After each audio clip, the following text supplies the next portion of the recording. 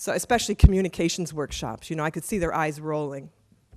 So another little added piece of this was that the defense minister said, oh, by the way, the president is going to be coming to introduce you. Oh, okay. So we're steeling ourselves for an even, more difficult time. And he said, she said, don't worry because he has to leave. He has an important meeting in the Capitol, and he's going to leave after he introduces you. All right, so again, the tension in the room is palpable. My partner and I are looking at each other. The president comes in, shakes our hand, says, oh, I love Harvard. I spent a year up at Harvard working with Professor Roger Fisher. And, I said, well, we're not part of Roger Fisher's group, but, I'm so glad that you love Harvard. That's a good start. So we get set down at the table, and the president introduces us, and he said, Dr. Hicks, maybe you'd like to explain to our colleagues what you're going to do here for the next 2 days in your communications workshop. And I looked at him, I screwed up my courage, and I said, Mr. President, with all due respect, I've been working around the world on intractable conflicts, and what I see here, the extent to which this relationship here has broken down, I can tell you that there's more going on than communication skills. And I said, if you don't mind, my belief is that there are probably underlying issues of dignity that need to be addressed in order to repair this relationship. And my partner and I would really like to address these deeper issues of dignity in the next 2 days. Well, he turns to his scheduler, who was right next to him. He says, cancel my meeting in the Capitol. I'm staying for this workshop. The idea resonated to him.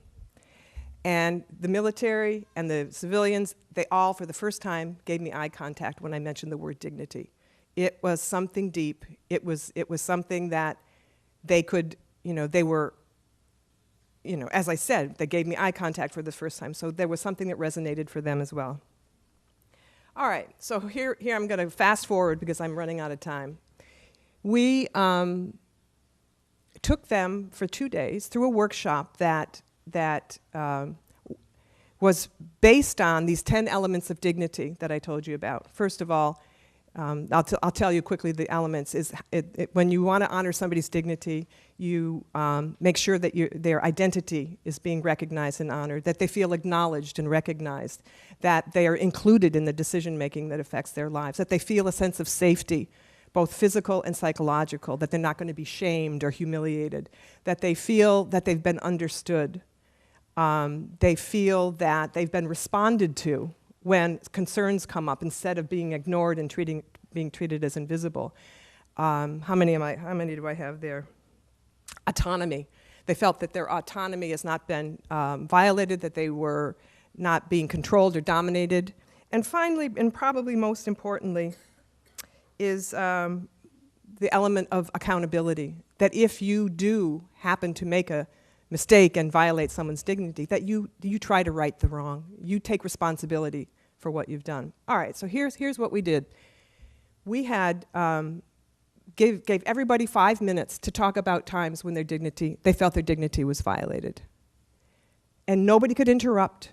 They had their day in court. All right, they had their day in court. And what we did, we took the 10 elements and put them here in little boxes. And every time somebody told a story, we would tick off an element. And by the end of the 25 stories that we heard, the entire boxes were filled. And what happened was, usually when one person experienced a dignity violation, it wasn't just one, it wasn't just, oh, I felt excluded, but it was the entire cluster of dignity violations. All 10 elements were violated at the same time. It was rare that didn't happen. So you can see, oh my God, all these injuries are taking place beneath the surface, but nobody's talking about them. Is there any wonder? Once you start stockpiling these dignity violations, all it takes, let's say you stockpile them for years and years, all it takes is a little scratch of the surface and something big is going to blow up. All right? How much time, where's Roz? How much time do I have? Couple. All right, I'm going to wrap it up. All right, so here, now it'll be less. So here's the thing, and we can talk about it more if anybody's interested. here's what I've discovered. At the end of this 2-day conference, this one general who would barely give me eye contact in the beginning, he didn't want to be there. He came up to me and he said, Donna, I want to thank you. Not only did you repair this relationship here in the room, but I think you saved my marriage.